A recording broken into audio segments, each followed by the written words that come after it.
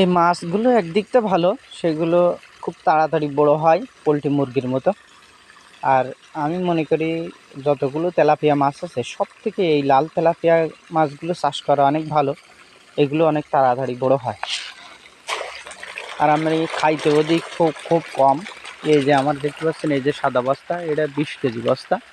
তো এই 20 কেজি বস্তা আমি এমন আছে 2 দিন পর খাইতে দিই। অর্থাৎ 20 কেজি 10 কেজি করে এক এক দিন খাইতে দিই। কোনো দিন 3 দিনও যায় এরকম। আর এই মাছ আমাদের কোনো নির্দিষ্ট নেই, আমরা সপ্তাহেও মাছ উঠাই, এমন আছে 15 দিন পরেও মাছ উঠাই। 100 কেজি 200 কেজি 300 কেজি পর্যন্ত আমরা মাছ উঠাই সপ্তাহে। আর আমরা এখানে ওই একবারই বাচ্চা দিয়েছিলাম, এরপরে আর বাচ্চা দেওয়া হয় নাই। তো এখান থেকে ওরা বাচ্চা পড়ে আর আমরা খালি মাছ ওঠাতেই আছি। ওরা বাচ্চা দিতেই আছে আর আমরা মাছ ওঠাতেই আছি। এটা অনেক ভালো, এই তেলাপিয়া মাছগুলো অনেক ভালো।